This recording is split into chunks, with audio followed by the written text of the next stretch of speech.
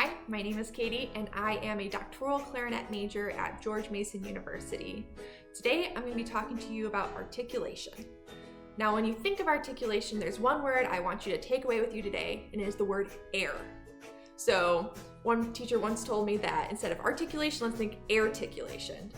Air is the most important thing when we articulate because it helps us get a steady sound, and it also just makes sure that we have a really nice front to our notes. So when we think of air, we want to think of it being fast, centered, and consistent. Our air is always moving when we articulate. We don't stop it. So we want to make sure that we're not closing off our throat or biting to articulate. It's just the air moving and the tongue does all the work.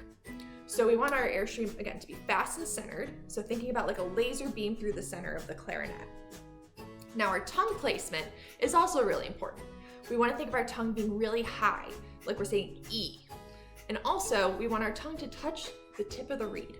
So here's my tongue, and we just want to have a nice gentle motion. We want to make sure we're not attacking the reed or approaching it from this angle. That's not going to give us the sound that we want, and we might get a muddy articulation or some scooping or other problems that might occur. So tongue's high, tip of the tongue touches the tip of the reed. Now there's an exercise I like to use that kind of gives you a whole overview of what it's like to articulate. So what we're going to do is we're going to start by sticking our tongues out. We're going to place the clarinet on the tongue, put it in our mouth, and the tongue's still going to be compressed against the reed. Then we're going to move our air, but you're not going to create any sound quite yet. Once our air's moving, we're going to release our tongue, let the sound through, and then we're going to put the tongue back on and stop the sound. And then we're going to take the clarinet out of our mouth, and we're going to see where our tongue has ended up. We want to make sure when we're doing this that the tongue goes back to the tip of the reed and we're not anchoring any other weird parts of the tongue. So it'll look like this.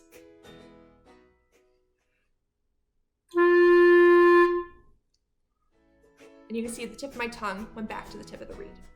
Now if you find yourself, finding a different part of your tongue when you go back to the reed, try it a little slower.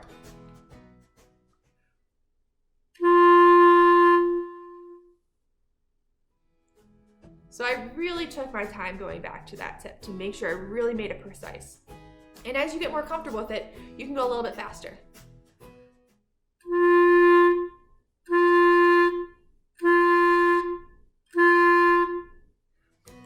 So I do it a couple times now to see if I can get it each time. And I just add more and more until I get more comfortable.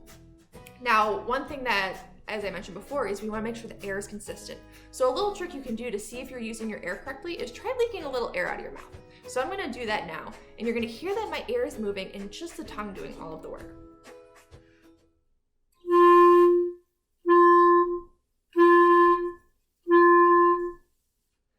So you can hear it's leaking out, and the tongue is just gently touching the tip of the reed. Now when we also think of articulation, we want to think about the different syllables that we can use. So there's three in particular that I really like when I play, and it's T, D, and me. And why I have three different ones is because they all give us a different sound. And if you notice, each one ends in E, which keeps our tongue placement high. If we have any that end in U or O, our tongue is going to want to drop, and we can't get that fast airstream that we really want. And that's how we get scooping, squeaks, and all those other problems on the clarinet.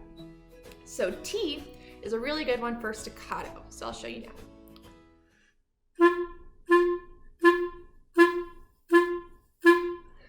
So again, air is moving, and it's very gently, I'm saying T, T, T as I hit the reed. The next one is D. This is a very neutral syllable, and it's really good for just a normal articulation. So I'm gonna go D, D, D as I play.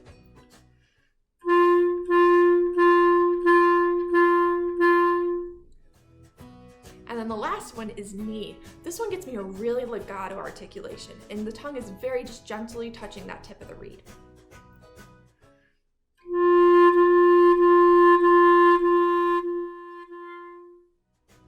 So you can take that exercise that I talked about before and try it with all these different syllables and see what that gets you. So I'm going to leave you with that, and I will see you guys next time.